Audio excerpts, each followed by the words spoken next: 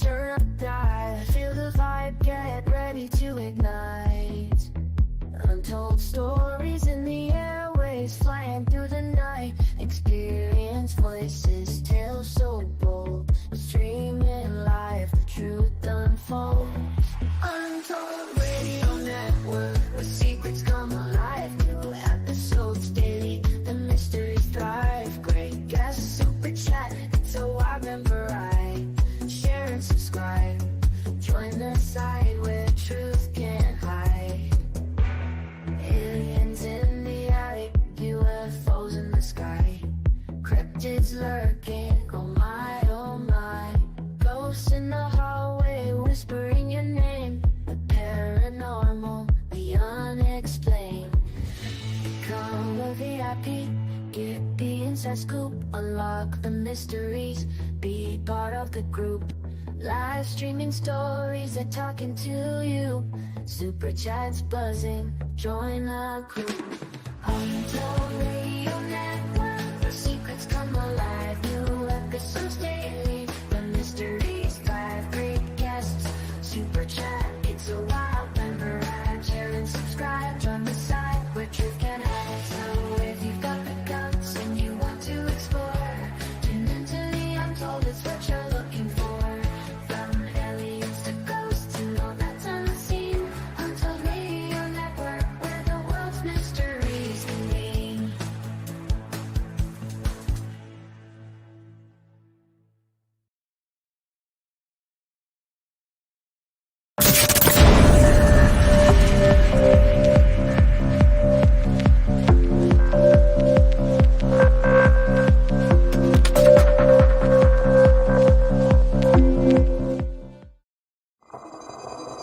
The paranormal, UFOs, monsters, mysteries. You're listening to Talking Weird.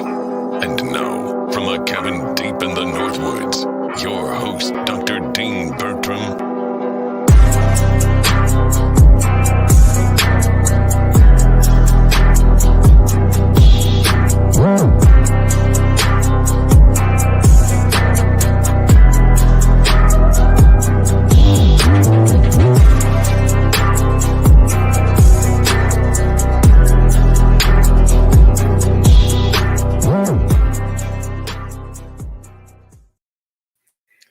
Greetings, all my fellow weirdos and weirdettes. Welcome to Talking Weird on the Untold Radio Network. I'm your host, Dean Bertram, and it's finally becoming proper spring up here in the Northwoods. I was playing outside today with my beautiful daughter, and all the little critters are coming back, so it almost felt like summer, actually. So I don't even know did we have a winter this year? We barely seem to have one up here.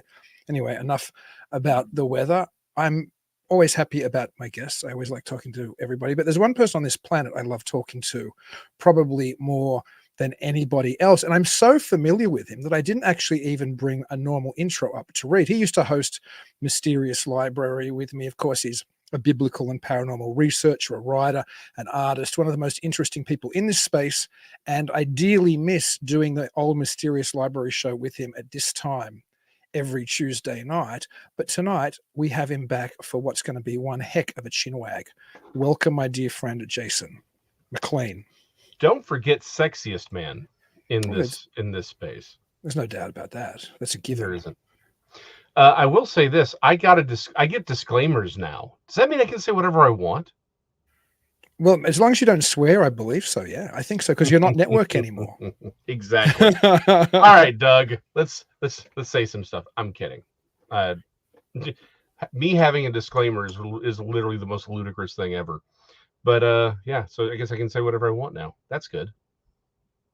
And I should push your. Oh, we're not meant to talk politics either, so I shouldn't push your political buttons because we could go absolutely anywhere. Anyway, I thought what would be fun today, and we should maybe briefly say hello to people in the chat because I know there's a bunch of people who are excited that you're back here, and I want to encourage them to be saying hello. Uncle Bones, of course, is there. Audacious Amber. Mr. Big 45 is my very good friend Wayne Klingman. Catherine 4. Is it 65? There you go. 65, yeah. 45. See, I got my glasses on. I can read that. Yeah, see, I don't. I got to look cool, so I take them off. We've got Catherine Four Feathers, who's a regular listener. Thank you, Catherine. It's so great to have you here in the show as well. Ken Rock, a regular viewer and listener. Mhm. Joe Fox, it's wonderful. It's just wonderful to see everybody here. And I hope they're going to bombard you with questions and comments, because I thought tonight might just be a fun one, just for us to just briefly chat and about all kinds of weirdness. Because we had recently the State of the Union. I thought maybe you and I could do a kind of State of the Weird. We think It's weird as always. well, Overbuilt. Overbuilt's in there. I see you. I see you. okay, I'm gradually I getting see you. down there. Yep. There we Dean will go. show up eventually on that one. There you are. Gotcha. Hey, because you can't drive anymore like you used to be able to. I mean, as far as you don't have the back controls to the show where you're hitting the buttons, and I could just be a slacker and leave it all up to you. Yeah, Have to I don't pay have I attention. don't have access to the back to the back door anymore. Like I said, I can't control anything. I'm just here. I'm just riding. That's great. So- It's so good. It's so good to have you. It's always like old times whenever I have you on. Mhm. Man, we just wrapped up Midwest Weird Fest as well. You have to come one year. It's such a blast. You'd have such a I good time. really wanted to make it this year. Things did not permit. Hopefully, though, if this year works out the way I'm hoping, then maybe next year I'll be there.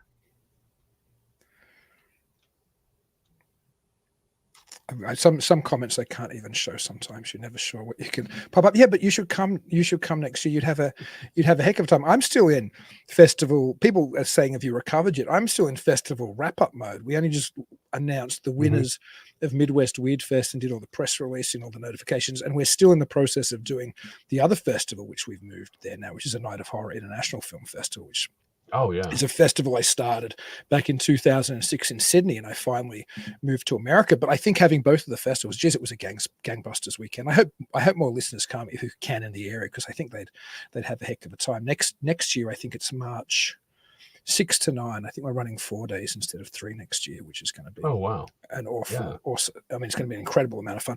Now, so what's going on in your life before we go into the particularly weird? Maybe your life is weird. I don't know, but what's been going on in the world of Jason? Okay, so I can actually announce it. Although I don't have the actual issue number in front of me. I actually did I did one of the comics I did with a friend of mine. It was one of my bucket list things. It's getting published by Antarctic Press. It comes out in like a month or two. I don't have the exact date that'll be on the store shelves. But Antarctic Press has a anthology series called Horror Comics, and we'll be the first story in that issue. Wow. So yeah, I'll have all that on the interwebs once they give me the actual publication date. But I've already seen the mock-up and it looks good. So yeah, it was originally done for the their sci-fi anthology, but it got put in the horror section. So I'm like, it was a horror story now that I think about it. So did that. My wife and I are working. My wife has this like long-term thing that she wanted to do. We're still developing it. I can say the name now, but there's still a lot of work and development to do. She wanted to do books for kids, right, to help them read. She's an educator; that's what she does. So we're creating ABC slugs. So ABSEA slugs. So it's a whole group of sea slugs, and stories and all kinds of fun things for that. So that's what I'm working on. And again, there's hopefully Sewer Papers will be back up and running here in a little bit. We kind of got taken down, so we're going to be putting it up, but it's going to be redone, and I'll have a lot more articles coming out in the fall. So all things Christian paranormal will be on there, and it'll be a nice little one-stop shop, so you can go and look at it and see what the evidences are, what are the arguments, references, the whole 9 yards. Oh, wow. I can't wait for all of that to be out and available. Have you ever thought of, it just occurred to me when you were saying you had a story in the, what is it? What's the name of the comic company? Arctic Press? Antarctic Press. Antarctic Press. Yeah. Mm-hmm. Have you ever thought about doing an animation? Like, I know you probably did some things online with limited animation. You could probably do like something for the short film circuit. I played something not this year, last year at Midwest Weird Fest, and it was from primarily just an illustrator. And I think he cut it together and done some, kind of in video effect kind of zooms and things, but it played nicely as a story on the screen. My point is I'd love to have a little animated piece from you at the festival one day. It is something that's on my list. I just don't know that I have the right story for it yet.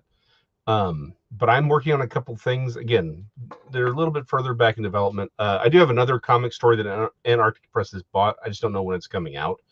It was my one little superhero thing I wanted to do. But yeah, so I have thought about that a lot. I just don't know that I have the story for it yet. But once I do, I will make certain it debuts at a Midwest Weird Fest. Then you'd have no excuse. You'll have to come and hang out with me all weekend. I'd have to. I'd be legally contracted to do so. Man, we would have a blast there. And then we could encourage even more people to come and listen to the show. Imagine with like half a dozen or so regulars. Some of the people in the chat have been there, like Mr. Big 65 Wayne Klingman was there, I think maybe year 2 with a film. Film he had on a mob boss from Milwaukee, I believe is the film. He played a documentary, which was awesome. So there are people who listen who've been there. So yeah, we could maybe all hang out together at Midwest Weird Fest sometimes. And here is Horace Smith. Better late than never. Well, you're here, which is wonderful. About time you showed up, Horace. About time. Yeah, year 2, Wayne Klingman said, is when he was at the festival. Anyway, here's a little side story of mine that I think I told you because I sent you the cut. I screened for the first time publicly a segment of The Man Who Invented Flying Saucers, my Ray Palmer documentary, which I've been working on for about a year now, and I'm still probably only halfway through. But I screened a segment just on the Shaver mystery at the festival. Because it's my festival and I can, but also I didn't put it in competition or anything. It's not like I was about to win best short documentary. I mean, I was particularly out of competition, but there was a paranormal slot that I thought it fit in and the short segment block. And I got some nice feedback. I mean, it's still rough, but it was so nice to watch it with an audience. It was like, this is why I've got to finish this film because it looks great. So again, for those who haven't seen it because you weren't at the festival, shame on you. Secondly, I can say that because I get to be on this side of the mic. Secondly, I have seen the screener. It is great, and I like what he's done with it. I mean, this man's got some skill, and it's skills I certainly don't have. Well, you're a producer, so you have to say that to contextualize it. You have to say it's good. I mean, that's true, but I also happen to mean it. At least this time. I'm pretty happy. I am pretty happy with it. And as you know, there's an awful lot of, on top of the talking heads, there's lots of cover art and there's other stock footage. Of course, this period, the Shaver mystery period, primarily covers amazing stories when Ray Palmer began to run stories from Richard Shaver, which was supposedly based on true events that Richard Shaver had with underground races here on the earth, and a good race called the Darrow a good race called the Tero and an evil race called the Darrow, and the Darrow were manipulating the planet, doing all kinds of horrible things and kidnapping people and eating them and pointing rays at the surface. And that was probably the biggest scandal of 20th century science fiction, which most people have forgotten now, but it was a massive deal when it broke in the pages of Amazing Stories. But as you know in the film, and anybody who was at the festival and saw it, I use an awful lot of cover art from the Amazing Stories period. Now, I went and did a thing, which I'm sure you'll chastise me for because you don't like me throwing production budget money everywhere. I just bought the first 70 issues of Fate magazine. Really? Okay. Except for issue 1, because issue 1's worth hundreds and hundreds and hundreds of dollars, and it wasn't in the lot. But it was every other issue onwards from 2 all the way up to 70 something. So because Ray Palmer, when the publishers of Amazing Stories, Ziv Davis, canceled the Shaver mystery, told Ray Palmer, you can't run it anymore. Plus, we're moving to New York because it was based out of Chicago. Ray Palmer was like, there's no way I'm going to New York. I need an exit strategy. So he started on the download, the Fate magazine, the longest running paranormal magazine on the planet, is still available today. And he did it under a fake name, so he wouldn't have any contractual problems with Ziv Davis until he'd finally left. So, and he only held on to it. He founded it with Curtis Fuller, who was, I think, an aviation editor at Ziv Davis. And obviously, though, Palmer's fascination with the paranormal is what drove the magazine. But eventually, Palmer sold the magazine to the Fullers, to Curtis Fuller and his wife, and moved on to do other publications. But the artwork, and this is going to segue into State of the Weird, which we're going to talk about. I don't know if it's going to there. That's issue number 2. Can you see that? Look at that. Yes. We talk Oh, about wow. Tic Tacs going in and out of the water today. We hear these Tic Tac Mm-hmm. stories. This is from 1948, cover art of Fate magazine issue 2. Some Tic Tac globe type crafts coming in or going out of the surface of a lake. Wow, that's nuts. Okay, so I have to show some other stuff. All kinds do. of saucer covers. I'm going to get to a point Mhm. quickly. This one probably won't read because the green screen will probably kill it. It's a Nessie cover. Oh, well, Can that's you my see favorite that? one now. A Loch Ness cover. You know what's fascinating though? So the covers of these is a Maury Island cover. People on Oh, a wow. boat, a son and Harold Dahl and his Mhm. son presumably, Yeah. and the saucer crashing or exploding. Uh-huh. The fascinating thing is I haven't looked at every single one of these yet. I'm fairly familiar with Fate, but certainly not the first 7 issues. I'm going through the box. Right, I right, literally right. opened it just before the show. But this is why I think State of the Weird might be important. It might be something we should do onwards because the weird changes. So this is Mhm. Fate magazine from 48 through into like literally through, because I think it was a quarterly or something. Anyway, it's well into the 50s, every issue I have here. So as you can imagine, there's flying saucer things. There's things about haunted houses. There's lake monsters and Nessies. There's things like about voodoo. There's things about past Yes. lives. Guess what I haven't seen a cover of in there yet? What? Just think of the broader Fortean world today. Okay, so Goes up to the first mid-ish 7 50s. issues. Yeah. 7 issues into the 50s. Well into the 50s. No proper UFO or gray alien. No, well, there's UFO stuff. There's no gray aliens. Yeah. There's no UFOs. But you know what I haven't seen yet? And I don't think there is any? There's no Bigfoot. Oh, that's right. Can you imagine a Fortean world where there's like nobody's talking about Bigfoot? They're talking about the Loch Ness Monster. Yeah, Loch Ness Monster, because that happened, because that what prompted that happens in 32, I think, right? Yeah, the early 30s. So okay, really interesting concept on that, right? And it kind of ties into my book, Metroplex Monsters. So around here for the Dallas-Fort Worth Metroplex. Hold on, let me do the bit. There's always new people, right?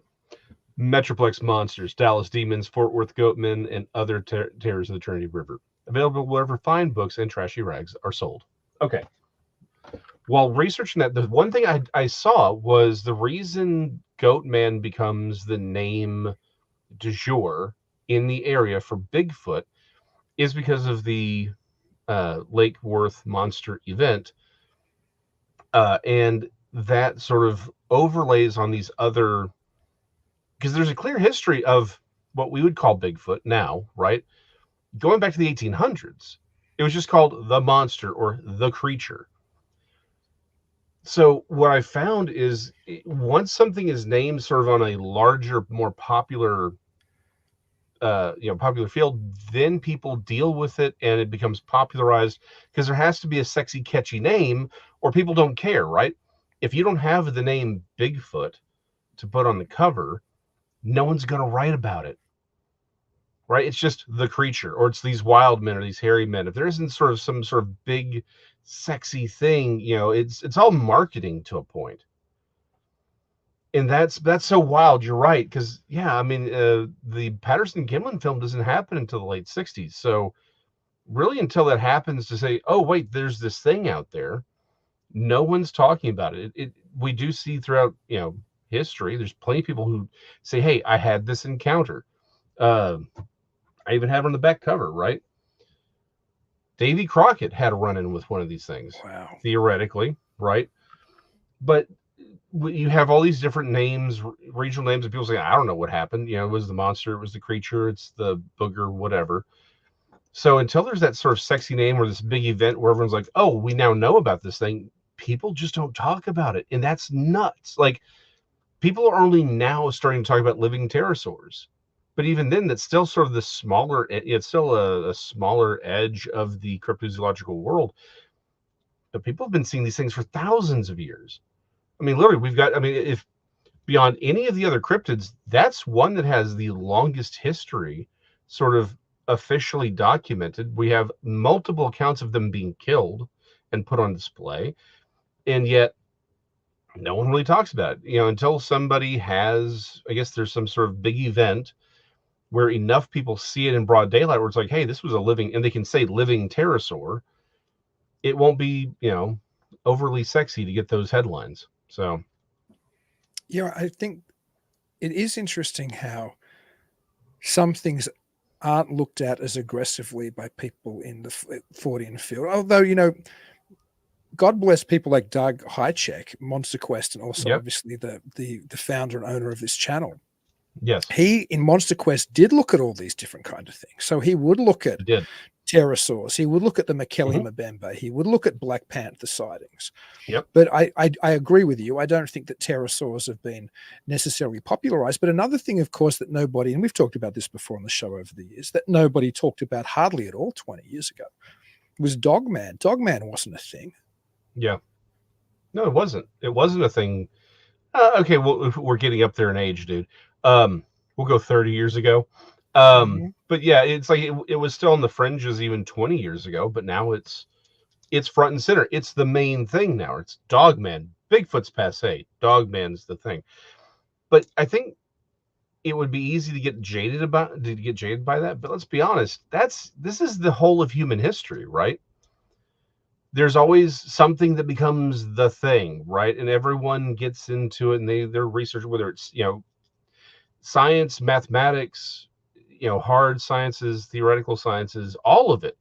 There's a thing that comes along and attracts the attention. Everyone goes and focuses on that, and then everything ebbs and wanes. Everything's a bubble, right? For those of you who don't know, I am not in finance specifically, but I handle a lot of real estate things in my job. I'm an escrow officer for a title company. I can say that, it's no problem, right?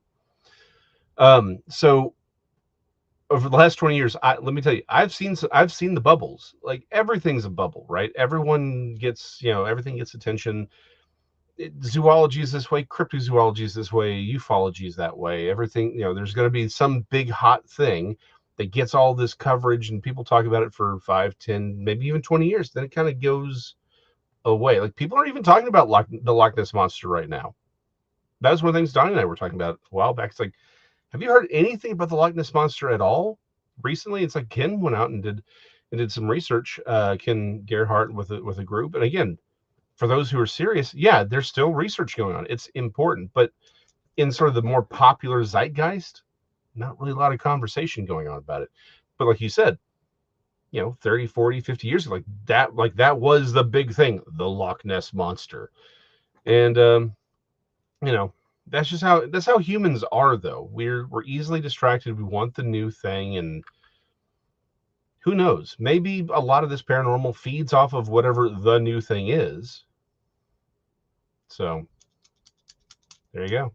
I expect that's probably the case. I suspect most of this is from the same root source, as I've expressed many times on this show. I think a mistake was made in people who investigated the anomalous, in that it's, in some ways it's getting better now, but it's still not perfect, in that people who chase specters were over here, people who watch the skies for UFOs were over here, or people who interviewed alien abduction people might have been over there as well, and people out in the field chasing Bigfoot were here, and the Loch Ness Monster people were over there.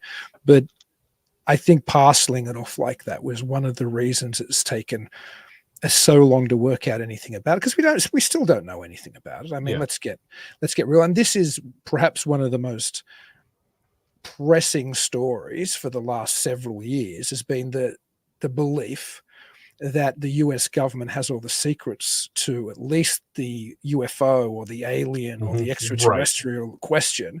And that was pretty much exactly the same going back to when Palmer was writing, and when certainly when Donald Kehoe's books were all suggestive that somehow the US government knew things that they weren't telling us. But we keep having these kind of moments of importance in this ongoing quest for disclosure, and those listening who aren't watching can't see that I'm doing parenthesis in the air because I don't ever think there's going to be a genuine disclosure, whatever we end up getting.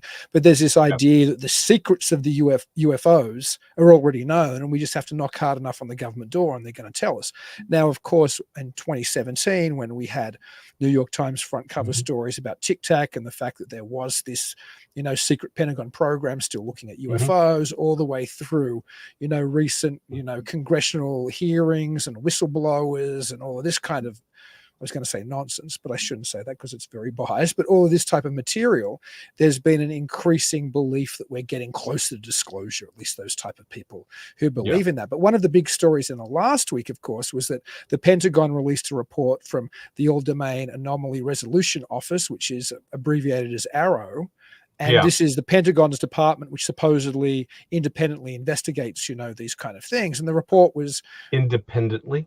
Well, listen, I agree with doing parenthesis for that as well, but it's the same way as doing the whistleblower who comes out and supposedly is, Grush is telling us all these secrets, but he crafted the legislation that allowed him to supposedly tell this, or help craft the legislation, the whistleblower legislation that allowed him to tell this, and he's still operating within this space. And we've had this conversation, multiple times, both you and I on Mysterious Library and here on Talking Weird. But the fascinating thing, and it's a funny push and pull. It must drive the UFO people. And obviously I'm fascinated with UFOs, but I don't know if I'm a UFO person, but it must drive the UFO people, the true believers, crazy, because you get what looks like we're so close to disclosure. And then you get this official report from Arrow. It's all just like, it's all just misidentified stuff. There's occasionally something we can't quite identify. There's no proof of any government secret program of down technology, back engineering. So there's this, whatever's happening, there does seem to be, and I'll take my believer and my skeptic hat off for a moment. I'll try to put an objective hat on. There does seem to be this weird push and pull happening within compartments of the US government, where one hand is telling us one thing and another hand is telling us something else. And there's Congress people who seem to be sure that they've been given, insider information and know the truth. And there's people who are highly placed, supposedly coming out from Grush back to Lou Elizondo telling us these stories. And then Arrow comes out and says, no, there's nothing at all. So whatever's happening, for me, it's fascinating sociologically to watch the responses to this. But at the same time, objectively, there does seem to be different compartments of the government pushing different agendas. Do you have a take on? I'm sure you do. So what's your take on that? Jason? I do. Real quick, though, just real quick. Overbuilt. Sure. If I could genetically engineer big dinosaurs, I'd have attack velociraptors. Forget pterosaurs. I'd have attacked velociraptors and I would sell them. But the pterosaurs would come from the sky. They come down exactly. And snatch up. Right, exactly. Or maybe even like winged monkeys. Monkeys can be trained. I don't know that you can train a pterosaur. If I had the ability to, I'd do like winged monkeys. Man, that'd be a lot more fun. Also, we should just address somebody else quickly before I throw it back to you, because it's fair. Danny Staton says they've been reporting dogman things in the swamps of Louisiana since the 1800s. I don't deny that there's historical records of reports of these kinds of things. And you can go back in the 20th century and see a report here and a report there. But I think my point is, and I think Jason might agree, if you don't, tell me, that it wasn't a cultural phenomenon that was on the front pages of Fate magazine or talked about on shows like In Search Of in the 70s. It just wasn't a thing until Linda Godfrey wrote her Beast of Bray Road book. Seems to be when everything from CNN to Fox News took an interest in it. It was all over the country. There was also the what was the guy's name? The radio jock Art in Bell. No, not Art Bell, God bless him, but the guy in Michigan who created that song about Dogman, and then people were responding to it, and then he was involved with the hoax of that footage, which looked like this big dog creature on all fours running through the woods and attacking kind of up the cameraman. Remember that? Again, Doug Hajek did a great show on this. But my point, I agree with you, Danny. The people have been reporting this for a long time, but it wasn't this front and center cultural phenomenon the way that Bigfoot became one, and the way that UFOs have been one since the 40s, and the way that now Dogman's become one for the last 20 years or so. Yeah, I agree, Danny. Our commentary was on again, researchers weren't like, people were not talking about Dogman in the 80s. They just weren't. Like, it's sort of a larger. It's sort of the larger zeitgeist. It just wasn't there. Again, Fate magazine, there's no Bigfoot stuff in Fate because Bigfoot doesn't happen until the 60s. Even though, as I point out, dude, seriously, Davy Crockett had a run-in with one. Like they've been around. Again, I point out we just called them different things until there's that event that pushes it out into sort of that popular zeitgeist and understanding. Just people don't talk about it, they don't research it, and then once it is out there, there's a bubble, and then eventually that bubble will pop and people will move on to the next big thing, and real researchers will sort of, okay, that's rude. I won't say. What I mean by that is, once the popularity dies down, the people who are more into the actual research of things, they stay around, and the people who are just sort of the people who follow the trends, they move on, right? That doesn't mean they're not real researchers, just means that they're kind of following the trend, and they'll move on to whatever the next big thing is. That's just how that works, right? Now, before we throw back to the question I asked you a minute ago about competing forces inside the government, Horace Smith, who is a scientist, he's an emeritus professor of astronomy and of physics at Michigan State University, and he made the good point. In fairness, if you are somebody who has faith in the scientific method and thinks these things are genuine, different anomalous things, so the UFO is different to a ghost, is different to a Bigfoot, which a lot of people believe. Yeah. He says dividing Fortean research by topic makes more sense if there are nuts and bolts UFOs and flesh and blood cryptids, but is less useful for connected paranormal phenomena. So yes, if I'm incorrect, and I could very well be, if there really are people visiting us from outer space in metal craft, and if there really are 8 men running around North America, then perhaps my suggestion that there needs to be a combination of our approach would be totally useless, because it would be the same as people looking at meteors and having something to do with panthers, you know what I mean? And there'd be no commonality in the study. But if somehow all these Fortean phenomena are related, as the way I would suggest they seem to be, then it's probably less useful. But yes, no, Horace has a good point, because yes, I could be wrong. Yeah, no, I think he's got a valid point. I think this is, and again, as I like to say, we ain't got the Spookatron 5000, right? So that's one of the other problems with the paranormal, which makes the research so tricky. But yeah, it does look like there's a lot of that is sort of the problem, is trying to divide what's real, meaning what is a naturally occurring physical phenomena like a cat or a dog, right, or a car, versus something that may be paranormal, right?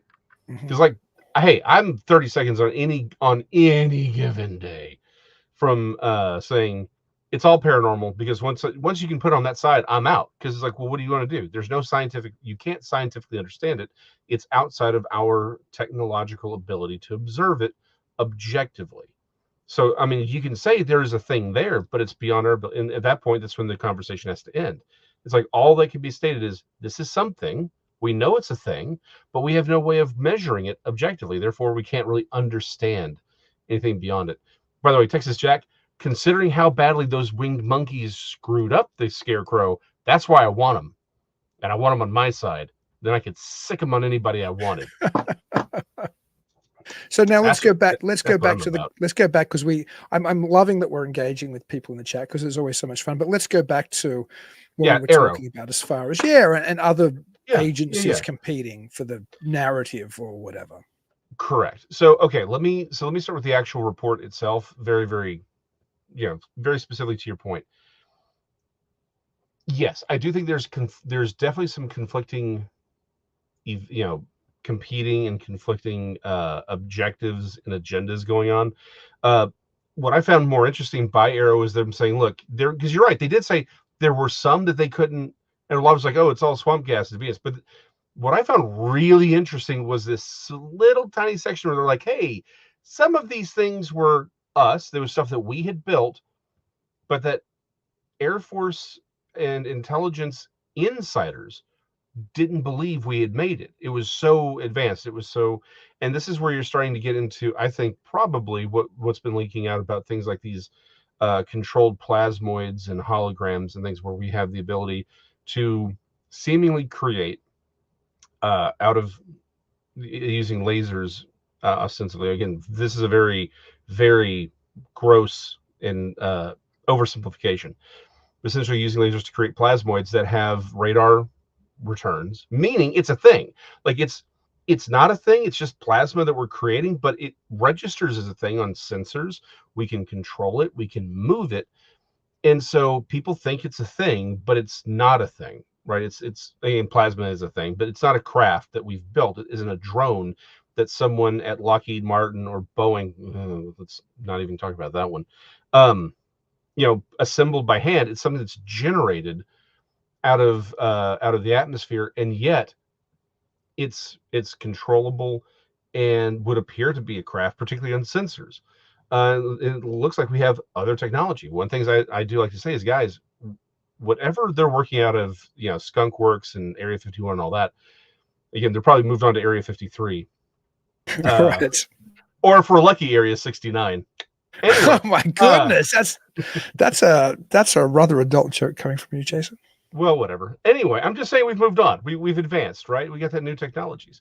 But whatever they're working on is 30 or 40 years more advanced than what is currently on the board. The F-22 Raptor in the J-36, that's 1980s technology.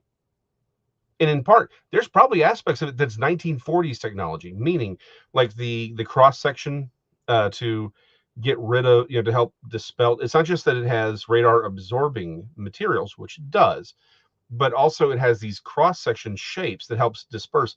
That could very well date back, according to certain people, to Roswell itself, to one of the designs on one of the craft that they were working on.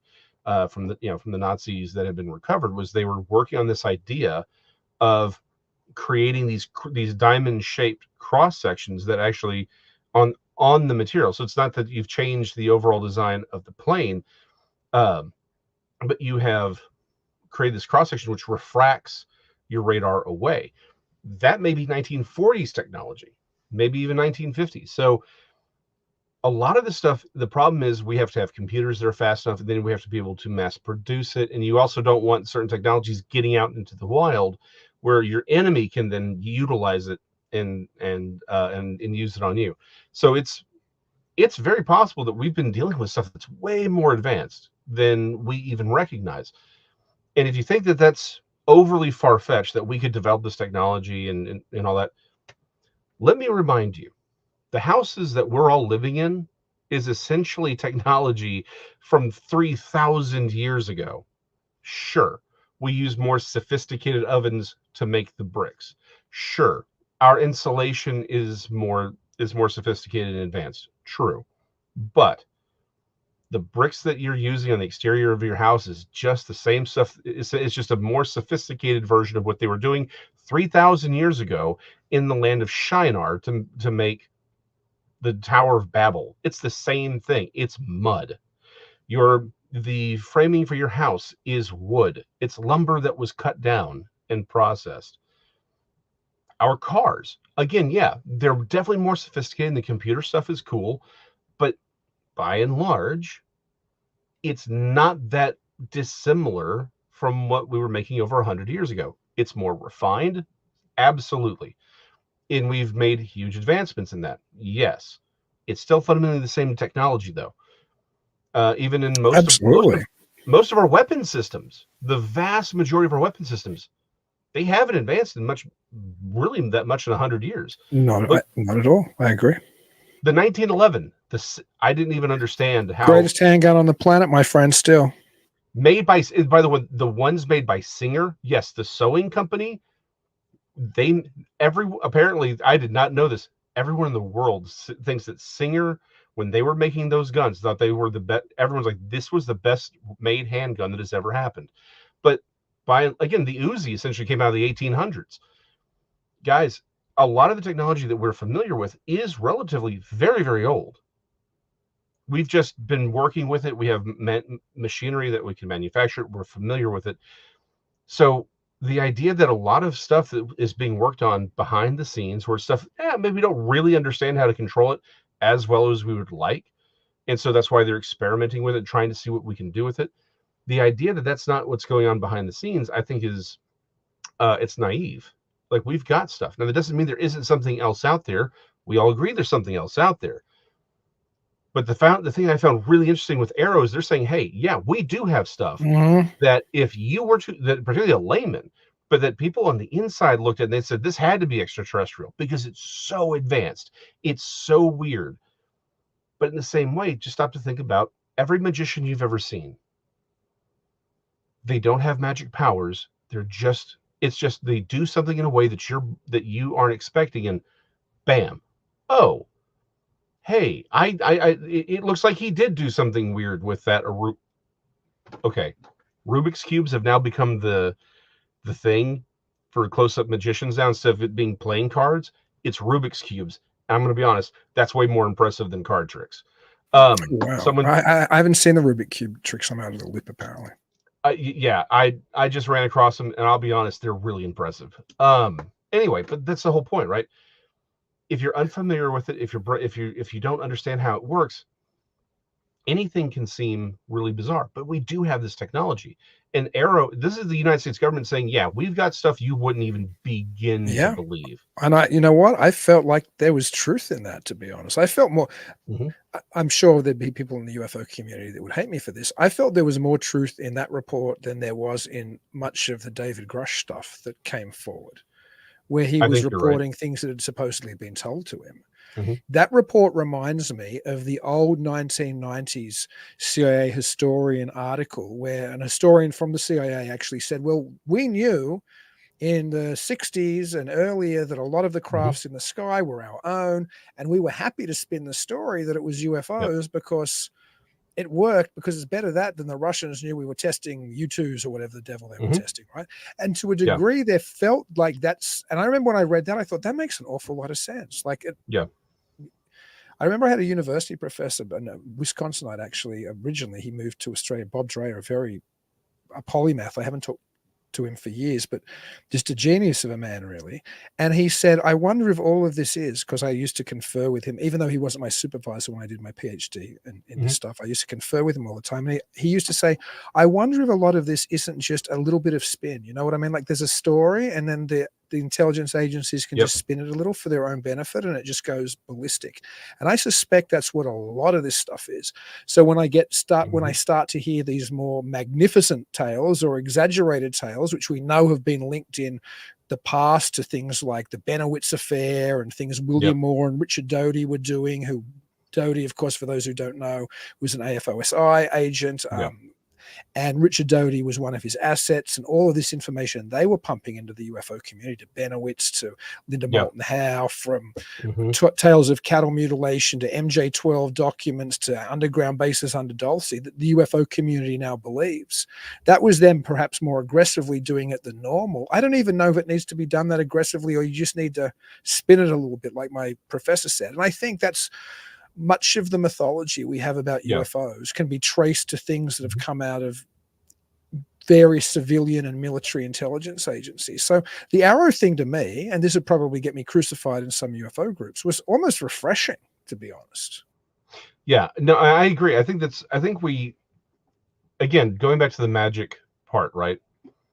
Because you don't know how the trick is done, most people, when trying to figure out how the trick is done, they overthink it. Penn Jillette famously said, magic works because it's stupid. Not that the observer is stupid, but that magic itself is so stupid, it's so obvious that when you realize it, you're like, how did that fool me? Because you didn't have the context for it. All they have to, these are people who, when we're talking about the United States government and they're running psyops, I think we overestimate how much work they actually have to do to get what they want, right? These are people who have tens of billions of dollars and decades of illegal psychological research that they've done on the American public, people from Nazis from World War II, that and their experiments that they brought over. We know they were doing things. They know how your brain works, they know how your mind works, and they know all they got to do is give you just this little bit over here, and then everyone's focusing on this, not realizing they don't care what you come with, as long as you don't get to this point. That's all they care about. They don't care what you come with over here. All they got to do is give you one little thing, and everyone will go off looking in the wrong direction. That's how this works. And to a great point, audacious Amber pointed out about the whole whistleblower. As you know, I mentioned Boeing earlier, right? This is why I have so much trouble with these, with Grush, or I know this is one of those more controversial things. I keep wanting to call him LeVar. That's not him. That's the guy from Star Trek, Lazar. Reading Rainbow. Yeah, Bob Bob Lazar. Lazar. Yeah. This is why I can't take them seriously as whistleblowers. The Boeing whistleblower just committed suicide.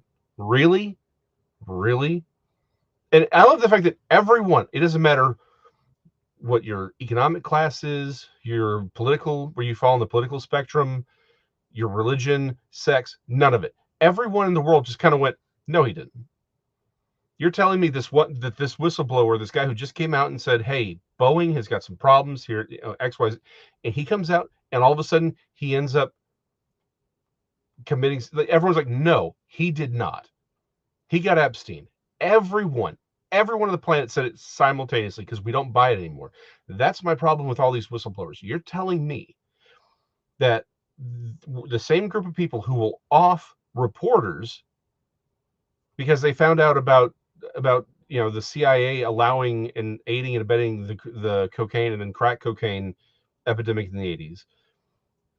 Will all these people that we know, again, Epstein, all these other people, they get offed very clearly. They were killed, and yet they're not going to take these guys out who arguably have a far greater secret. Mm-hmm. Does that make any sense? And again, with Lazar, he goes back to the late 80s, early 90s. You're telling me they couldn't have done it back then?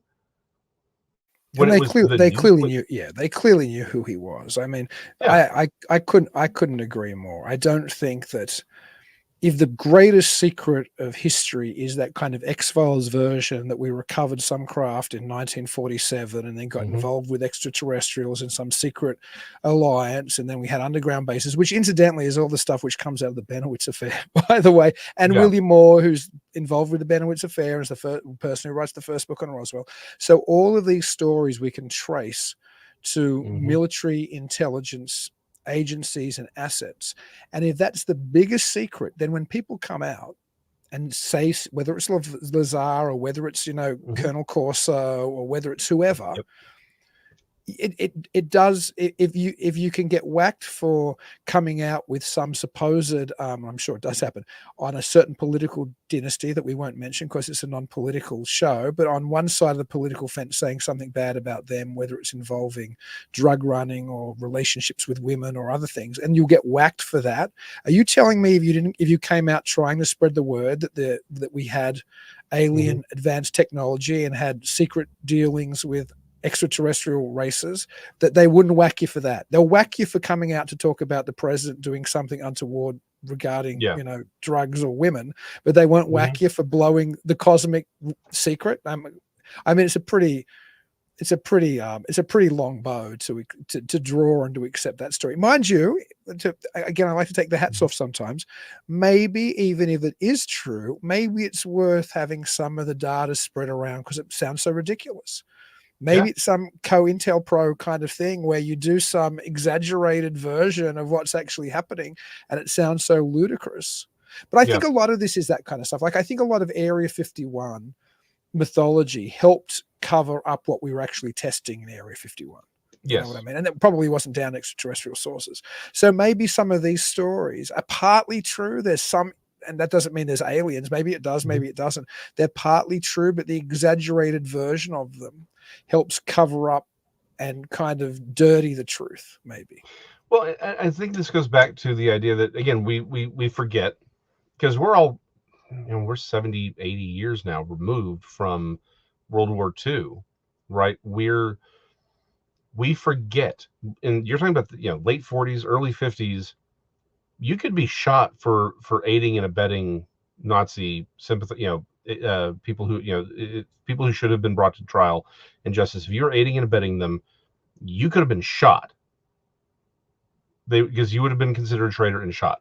So, considering Operation Paperclip, that's what they were doing. They were cleaning up a lot of these Nazi war criminals. I've had people say, "Oh, none of them were actually war criminals." I'm like, really? Let me ask you this question: why did every spy thriller involve some scientist who was being held by a regime that needed to be, because it's just some poor innocent scientist who's being forced to make evil death rays for this evil group, and the hero is going to go save them. Why do you think every single thriller, television, book, movie, all of them had that plot? Why? Because they were trying to make you believe that, there's a bunch of, sure, we may have brought over scientists from Nazi Germany, but they were really good guys. They were just in a bad situation, just trying to do the best with what they had. It was, again, that was all psychological operations to make us, to prepare us to think that way when we heard about Operation Paperclip, which they still haven't come out fully with. Everyone know it's one of those, yeah, we know, but we're not going to talk about it. Not really. Because we did take people who were absolutely war criminals and we brought them over here and said, you're going to do that, but for us. And that's what we did. We forget that, if I'm if I'm one of these people, and I genuinely believe that the Ruskies are the next big problem, and they were. And it's like, look, it's between us and them. I need every advantage I can get. These people know how to do stuff. I'm going to bring them over. Okay, there's a degree of leniency I'm allowed to give. I didn't like how they did it, but you also have to cover your butt, because the president of the United States is like, I want everyone who does anything like this shot. You're going to cover your butt. Well, how do you do that? UFOs. Hey guys, look, there's these UFOs going around. This is what we're dealing with. It's not Nazi material that we're bringing over. It's UFOs. This site. Oh, are these people being abducted in the middle of the night and experimented on? UFOs. I'm not saying all of them were, but there's enough weirdness with the whole MK Ultra thing, which started in the 40s. Never forget that. There's enough weird stuff that's happened where it's like, maybe we were doing some stuff that we didn't realize we were doing, that we haven't been told. And there was a lot of dark stuff that we were doing because we thought that's what we needed to do to win this Cold War. And the whole UFO things are really good things. Like, you throw that out there, all of a sudden, what are you talking about? That's an alien. That's a UFO. We don't know anything about that. Little gray men abducting people and performing experiments. I'm a officer of the United States, so I don't know anything about that. And in the back, you got some ex-Nazi drugging up kids and doing God knows what to see what makes us tick, so they can win the Cold War. Again, I'm not saying that there isn't a reality to the UFO thing, and Dean agrees. There's a reality there. But is that separate reality aliens from space? Probably not. However, that's this phenomena here. The bigger question is, how much of this UFO phenomena is the United States government covering its own ass? That's the question we need asked. And no one, and the problem is the UFO community doesn't want that question asked, because it actually damages their own position, which is, no, it's all aliens. It's all of these things, and they're coming here, and it's like, well, no, that's your belief. You want that to be true. That's what disclosure means to you, is the government saying, yep, you were 100% right. We are going to validate what is ostensibly your religion. This is your view of the universe. We're going to validate it. That's what they want validated. The reality, true disclosure, I think is going to be way messier. It's going to be, there's this stuff we don't really know what it is, and it's out here. And what's worse is maybe they do know what it is, and maybe they have made deals with it, and maybe it's way, way worse than we realize. Again, Nick and I, we don't agree on all of this stuff necessarily. I think there's a lot more points of agreement, but he said, look, he's talked to people, he's written books on it, that the United States government believes these things are demons, and that there are people who know that they're demons, and that they realized it because they were doing these old Babylonian seances to communicate with them. And at some point they all went, isn't it weird that we're communicating with an alien race with an ancient Babylonian ritual? This feels weird, right? This feels So it's not even me saying this. This is Nick Redfern saying it, the guy who shows up on Ancient Aliens all the time. right? He's talking about how he has his contacts who's saying that, who are telling him these things.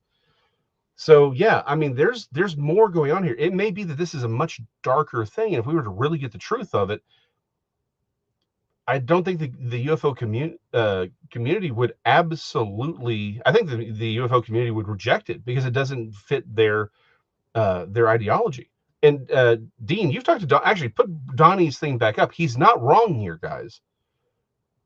Because Dean, we've all talked. You've talked to Donnie about this on his show. So Donnie, for those who are just listening, says, Mhm. I'm Korean, we're immune to being abducted by aliens. They're allergic to us. The point being that this seems to be a more Western phenomenon, alien abduction.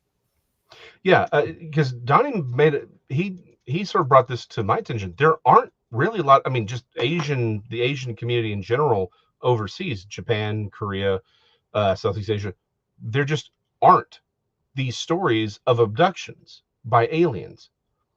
And that's a really, really kind of big thing there. It's like, well, why are they avoiding them?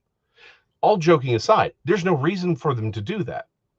Donnie and I have made jokes about why they may want to avoid Asian communities offline, but there's no good reason. Not if the story that we are being fed, that these are extraterrestrials and they're monitoring our genetics. There's zero reason to avoid the Asian community, and yet they do, unless they're not extraterrestrials, and that's not what's happening. Because Donnie's, it's like, no, we have the Korea, Japan, ghosts and supernatural entities all over the place. And again, as you have famously brought up time and time again, everything, it is a one-to-one parallel between Fae lore and UFO lore. It's one-to-one. They're the same thing. It's the same phenomenon. The truly bizarre stuff they're identical. It's just this one has a ship, this one has a chariot, this one has little gray men. Now they used to have all kinds of different looks, but then it used to be little small people 1,000 years ago. It's the same. There's a point where it's like, maybe what we're dealing with in the truly bizarre is not what we want it to be. And the problem is, we can't right now, we have no way of knowing what's the real truly bizarre stuff that may not fit into our conception, into the popular ufological conception of what UFOs are, and what is the government doing weapons research, psychological research. We just don't know where those lines are. And I think if we were to be told truly real actual disclosure, here's everything we know, here's what we've done, I think we would be terrified as to A, what the government has done to us, and two, they may not have the handle on what the real phenomena is that we want them to have. And that may be far more terrifying, because they may be like, no, there's no one can, maybe Nick is wrong, or he was misinformed. There's no one performing these rituals. They're like, we just have no clue what this thing is. It's been around, and we got nothing. That was the point of John Keel and Jacques Vallée, both before John Keel wrote Trinity, the Best Kept Secret, which we don't need to lambast him for anymore. I always felt bad talking about it, but now other people have come out and started to say how terrible a book that is. So I'll just leave that there. What I do think, your point about the time period where these UFOs start showing up, in 1947, the popular belief system in the UFO community was somehow this was a response to maybe Hiroshima and Nagasaki and nuclear testing, and this reverberated through the universe and through the solar system, and ETs came to us to see what we were doing. And that certainly is also reflected in much of the science fiction movies of the day, like The Day the Earth Stood Still, which is one of the most famous UFO flying saucer movies ever made. But to me, what the significance of 1947 is, which is closer to your point, is that is when the National Security Act is signed. That's when we start to get the closure of American democracy, the idea that some secrets were above and beyond the democratic process and that they had to be kept. And there seems to be whether it's whether you could look at this as culturally, by the way. I mean, I'm a cultural historian, so I'm happy just to even look at it culturally and say, Yeah. well, a lot of this UFO belief system is a reaction to the closing of American democracy, and to tie that in with the Japanese or the Asian interpretation. I've been watching recently the old Toho studio monster movies like Yes. Godzilla onwards through, you know, the various different monsters. Gamera Yeah. And it's fascinating how many of those set up these monsters as when they're in the sky, they're like, it's a UFO, it's a flying saucer, but it really just ends up as a giant turtle. So the Japanese were looking at this phenomenon culturally quite differently to the way the Americans were looking at the phenomenon, because whenever it was represented in American science fiction, it was aliens either coming to warn us about not destroying ourselves with atomic bombs, or it was aliens coming to invade us. You know what I mean? Well, in the Japanese version, they were really monsters who'd also been awakened often by the atomic testing, but they weren't aliens. They were just something that when they appeared in the sky looked like saucers. So it was like, it's a flying saucer. And that's not in one movie, that's in multiple Toho studio movies where the monsters in, whether it's like, what's the one which is like the pterodactyl? Oh, Rodan. Yeah. Rodan, or whether it's the one My which is favorite, the giant turtle, or the turtle one. What's the turtle? You know, Gamera. That's Gamera, Gamera, whatever. These multiple movies, when they first appear, they're like the flying saucers are invading. And it just turns out to be a monster. So perhaps going to Donnie's point, it was they weren't watching movies like Invaders from Mars or Killers from Space, which had all these abduction motifs in them. They were watching movies where the UFOs were just monsters who'd been awakened by US nuclear testing.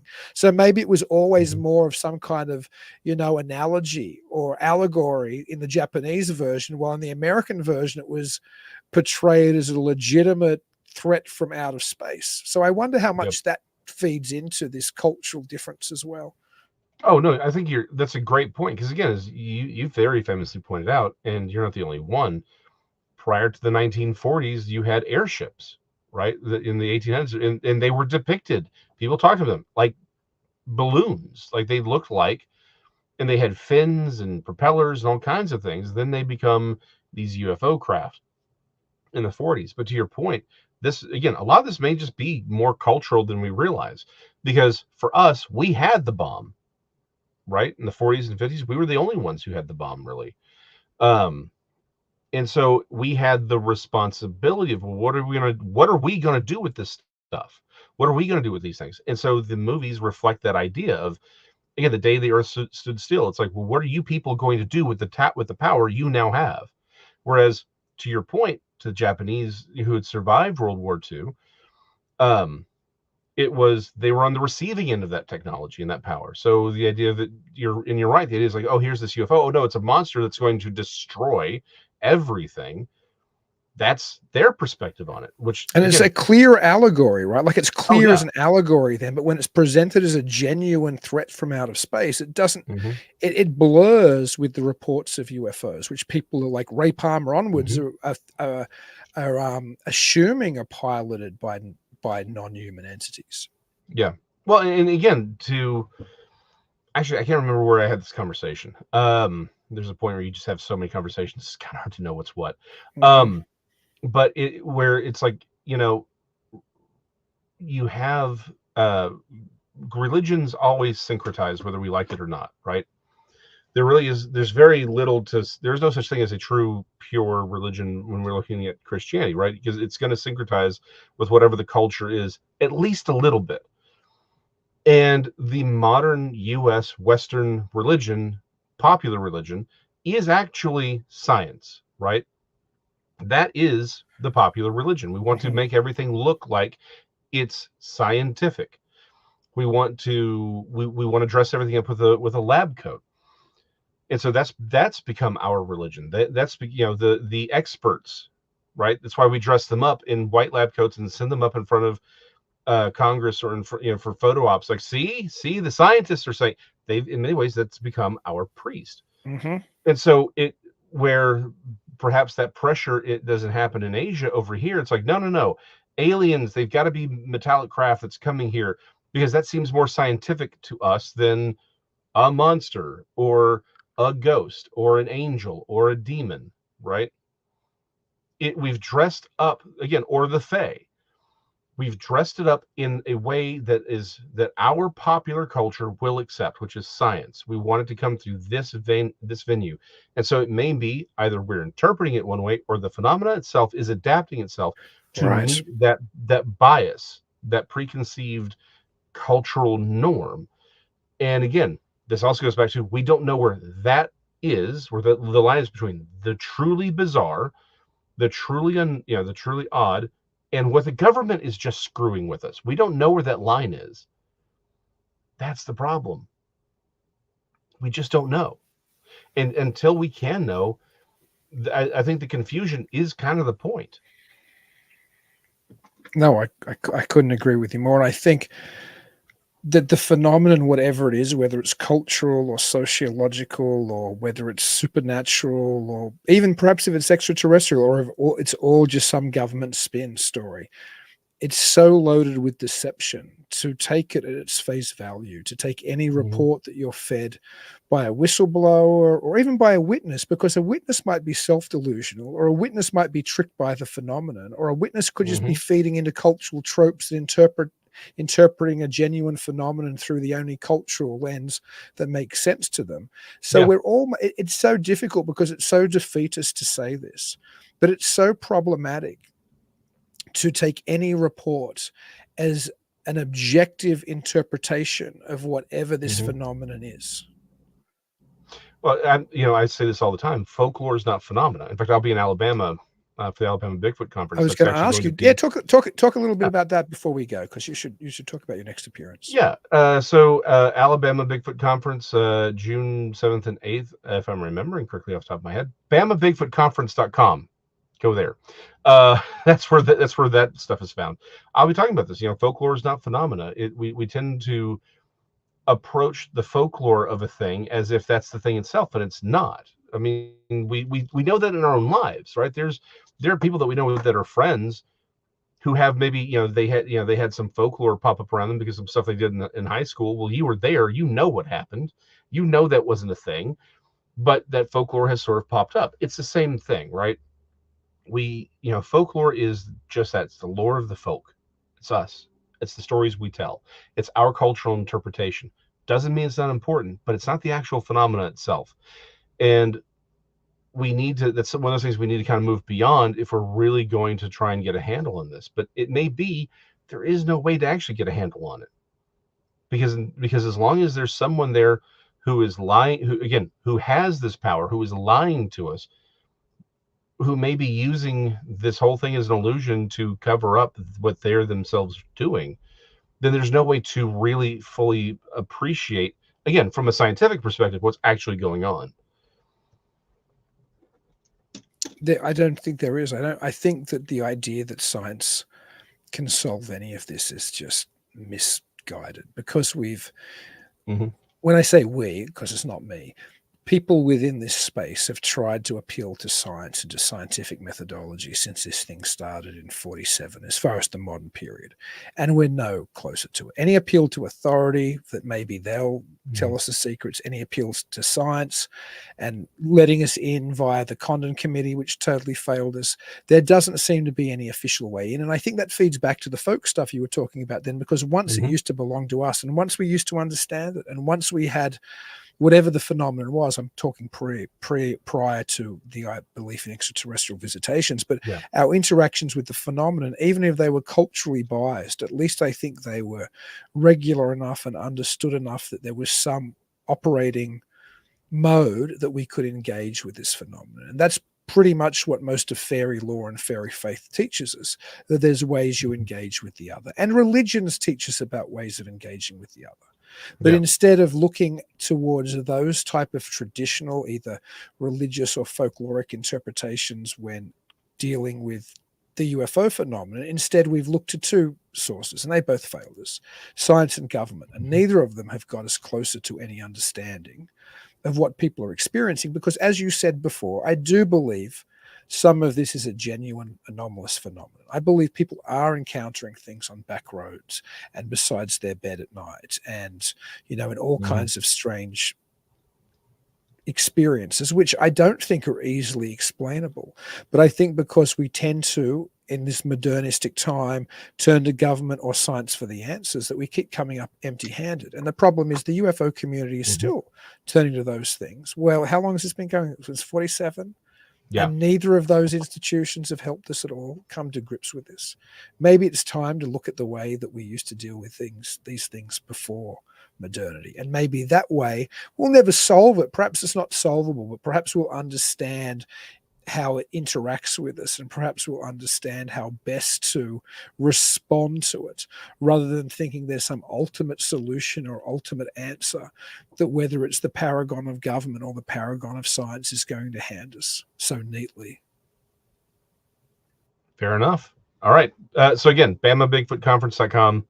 I'll be there, and then whatever Dean's gotta get, because we've blown past the hour. I need to let you go. So is there, I know you said a lot of your sites are down and the like at the moment, and you're rebuilding things. Is there anywhere other than the Bama Bigfoot Conference? And I was trying to see, I think it's this side of my hat. Is it that side that has, there you go. Yeah, Roll Tide. So there's a Bama thing. Is there any other